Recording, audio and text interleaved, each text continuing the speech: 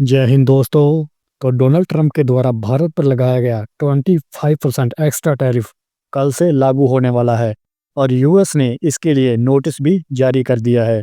इसमें ये सब कुछ बताया गया है कि भारत के द्वारा यूएस में बेची जाने वाले किन किन प्रोडक्ट्स पर टैरिफ लगेगा और किन के ऊपर नहीं लगेगा। हैरानी और हंसने वाली बात तो ये है कि टैरिफ उन चीज़ों के ऊपर बिल्कुल भी नहीं लगाया गया जिससे कि यूएस को नुकसान हो, यानी कि पेट्रोलियम प्रोडक्ट्स, फार्मास्यूटिकल्स और स्मार्टफोन।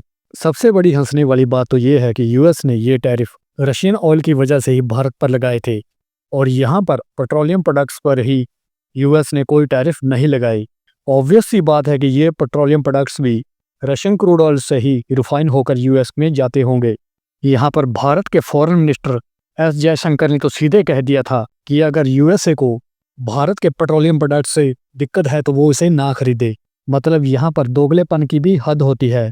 और दूसरी ओर ट्रंप के एक एडवाइजर पीटर नवारो ये कहते हैं कि भारत उनके फॉरेन रिजर्व यूएस की इजाज़त के बिना यूज़ नहीं कर सकता, जो कि उसने यूएस की मार्केट से कमाए हैं।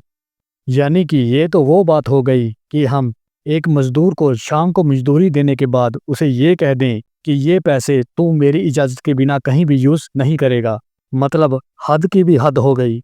जिस तरह से ट्रंप पहले ही अमेरिकन कंपनीज को ये कह चुके हैं कि आप किसी भी इंडियन वर्कर को अपनी कंपनी में नहीं रखेंगे, तो हैरान मत होइएगा कि कल को अगर भारतीय वर्कर्स को इन कंपनी से बाहर किया जाए, जहां पर सबसे ज़्यादा रशियन ऑयल तो चाइना रूस से खरीदता है।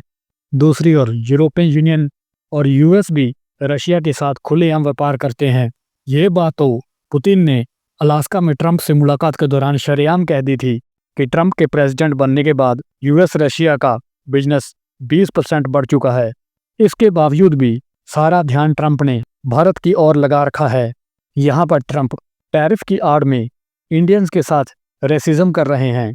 आप इसे और क्या ही कहोगे। बट यहाँ पर ट्रंप ने जो भी किया बहुत अच्छा किया, बल्कि मैं तो कहता हूँ कि ये सब कुछ बहुत पहले हो जाना चाहिए था। कम से कम भारतीयों की आंखें तो खुल गई कि इन गोरों के दिमाग में भारत के प्रति क्या चल रहा है। अभी भी कुछ नहीं बिगड़ा। भारत को अपनी किसी भी चीज़ के लिए यूएस पर रिलाई नहीं रहना चाहिए। भारत यहाँ पर आत्मनिर्भरता पर ज़्यादा से ज़्यादा जोर दे, क्योंकि जिस तरह से हम अपने सेमीकंडक्टर के लिए आज यूएस की कंपनियों पर निर्भर हैं और यूएस और चाइना के बीच इस समय सेमीकंडक्टर को लेकर वॉर सी छिड़ी हुई है। अगर कल को ट्रंप भारत के लिए इन सेमीकंडक्टर की सप्लाई बंद कर दें तो ये भारत के लिए बहुत बड़ी मुसीबत हो सकती है, क्योंकि सेमीकंडक्टर यहाँ सिर्फ बिजनेस सेक्टर जहाँ रोज़मर्रा के गैजेट्स में नहीं बल्कि डिफेंस के सेक्टर में भी यूज़ होते हैं।